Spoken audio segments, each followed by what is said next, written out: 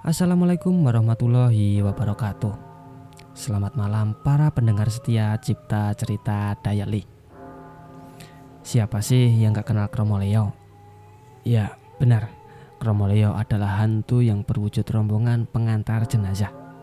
Hantu ini sangat populer di desa-desa seperti di kawasan kaki Gunung Merapi, dan banyak yang pernah mengalami atau melihat langsung penampakan keranda berjalan atau bahkan lengkap bersama para pengiringnya.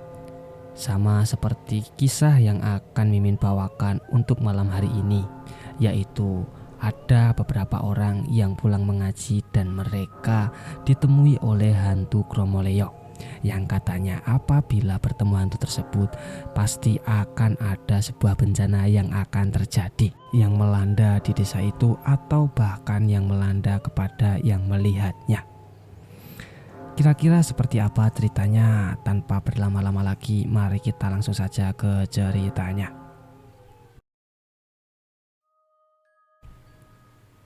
Aku masih ingat, kala itu aku baru naik kelas 4 SD. Seperti biasa, sore hari aku dan temanku mengaji di musola.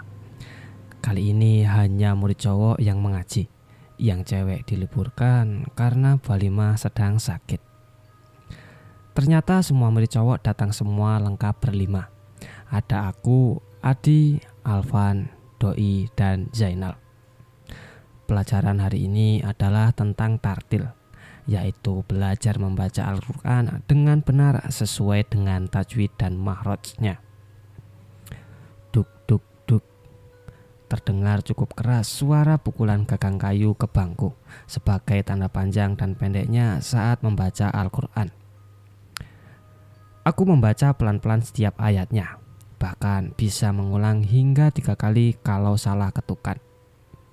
Kelihatannya memang cukup mudah memang, tapi pada kenyataannya pelajaran ini sangatlah susah. 10 menit menjelang isya, akhirnya selesai juga pelajaran mengaji kali ini. Kututup Al-Quranku, sekalian aku angkat bangku belajar ke bagian samping supaya rapi. Malam ini giliranku yang azan isya. Afnan, Aldi, Doi keluar dulu untuk mengambil wudhu di toilet sebelah musola. Sedangkan si Zainal aku tarik dulu buat menemani aku wudhu nanti setelah azan. Jangan wudhu dulu, aku bareng. Takut kalau wudhu sendirian aku.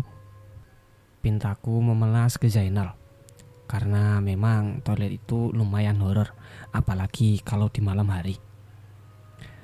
Awalnya Zainal tidak mau, tapi karena kasihan akhirnya dia mengiyakan. Selesai sudah aku azan dan kami berdua bergegas keluar musola untuk mengambil air wudhu. Aku lihat kondisi di luar musola sangat sepi dan gelap. Terlihat hanya ada lampu terang di rumah Pak Samin, Nur, dan Mbah Sarimo. Tanpa berpikir panjang, aku pakai sandalku dan berjalan menuju toilet 25 meter di selatan musola. Aku berjalan perlahan ke toilet karena memang jalannya hanya terlihat samar-samar. Ternyata Aldi, Alvan, Doi sudah selesai wudhu dan papasan saat mereka mau balik ke musola. Sampai juga akhirnya di toilet yang depannya ada sumur. Duh, kenapa sih air selangnya mati? Jadi harus nimba air sumur dulu nih, gerutu Zainal, karena memang selang air dibelinya mati. Jarang banget selang air itu mati, kecuali kalau misalnya di bak penuh. Tapi sekarang sudah tinggal setengah, mungkin habis dipakai anak ketiga tadi. Akhirnya mau gak mau kita harus susah payah menimba air untuk wudhu. Toilet dan sumur ini memang sudah berumur tua, dibangun sekitar tahun 80-an. Sejak saat itu belum pernah ada renovasi, cuma ditambal saja di bagian lantainya. Tembok dan lantainya pun sudah terlihat berlumut, ditambah penerangan lampu kuning 5 watt semakin lengkap horornya saat malam. Zainal wudhu dulu di pancuran dalam, aku yang nimba air di luar. Ku tengok arah selatan, terlihat sangat gelap sekali, dan kulihat rumah Mbah Sarimo juga sepi. Dari situ muncullah rasa ketakutanku. Aku masukkan timbaku ke air sumur. Ngek, Begitu suara roda timba air yang umurnya sudah tua, dan ketika ditarik menambah suasana kehororan toilet itu. Akhirnya Zainal selesai wudhu dan keluar dari bilik toilet. "Tungguin ya, jangan ditinggal. Aki udah nimba air 3 kali. Pintaku ke dia sambil aku masuk ke bilik. Bismillahirrahmanirrahim. Ku basuh telapak tangan, kumur-kumur lalu hidung. Pas mau membasuh muka, ketakutanku muncul kembali. Pas menutup mata dan mulai membasuh, tiba-tiba pikiranku membayangkan muka pocong persis seperti di film pocong. Seketika aku mulai tidak fokus dengan wudhuku. Pikiranku pun buyar berganti dengan ketakutan akan hantu yang menghuni sekitar bilik di selatan toilet. Buru-buru aku selesaikan wudhunya.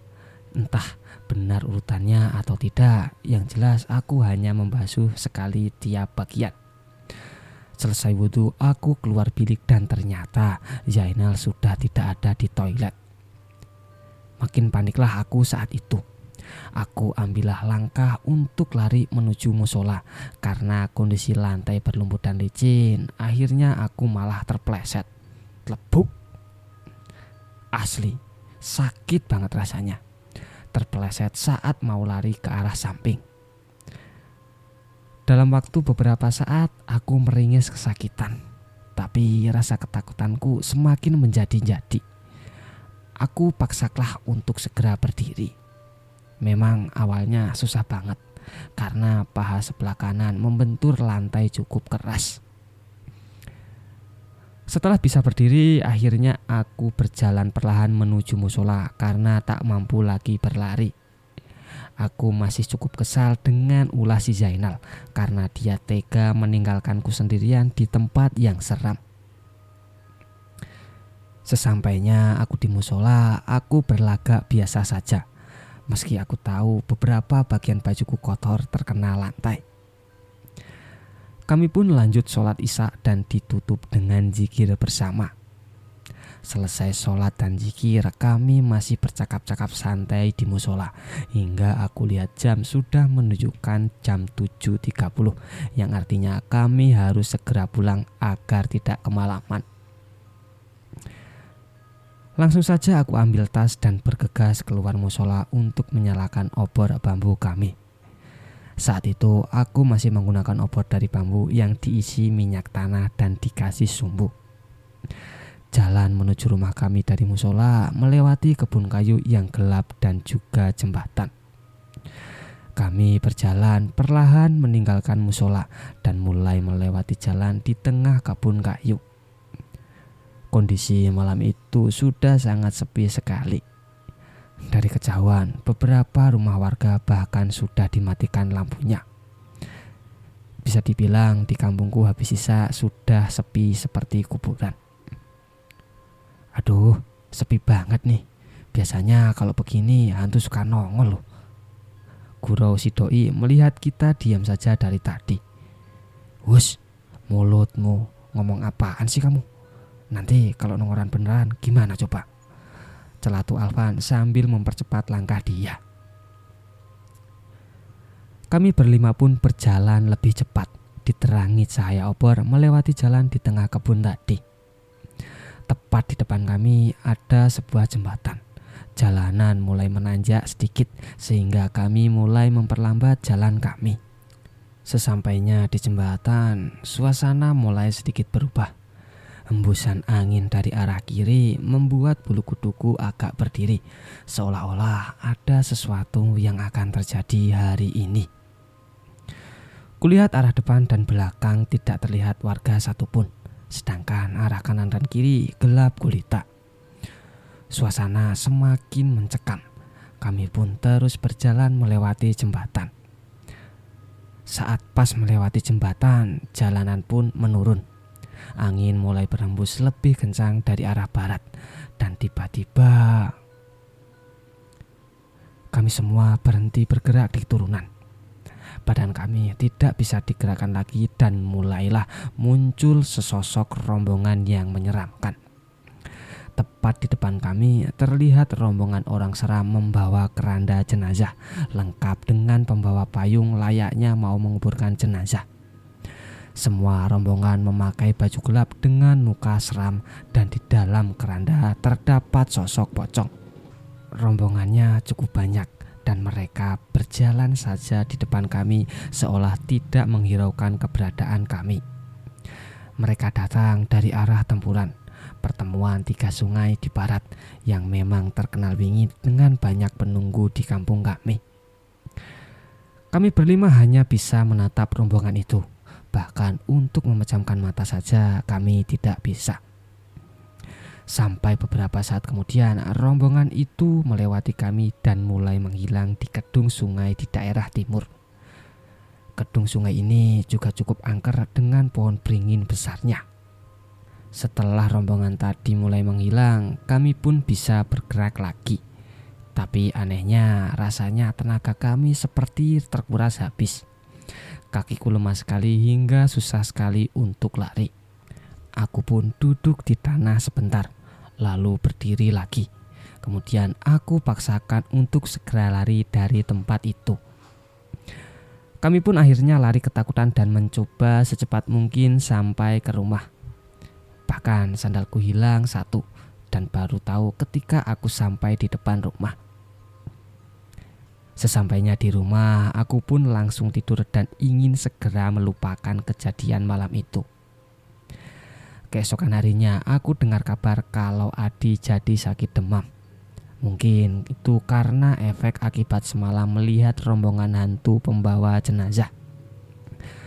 Setelah Aki cari tahu, ternyata hantu iring-iringan jenazah tadi dinamai Kromoleo. Hantu ini seperti pertanda buruk kalau akan ada yang meninggal atau bencana di kampung itu. Barang siapa yang melihat hantu itu sebaiknya diikuti sampai melewati batas kampung kita. Atau kalau tidak, ya berarti di kampung kita akan mendapat hal buruk tersebut. Karena malam itu kami sudah ketakutan, ya mana mungkin kami mau mengikuti rombongan tersebut. Apalagi tempat yang mereka lalui berupa kebun dan melewati beberapa lokasi wingit atau angker. Yang ada malah kami yang menghilang bersama mereka nanti. Dan jelas saja selang beberapa hari kemudian seorang sesepuh di kampung kami meninggal dunia. Ini merupakan pengalaman yang benar-benar super menyeramkan dan menjadi mimpi buruk bagi kami. Aku berharap semoga kalian jangan sampai menemui hantu Kromoleo ini. Ketemu hantu 1 saja sudah lumayan horor, apalagi ini ketemu puluhan sekaligus.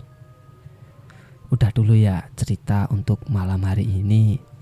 Selamat beristirahat dan sampai jumpa di cerita horor selanjutnya.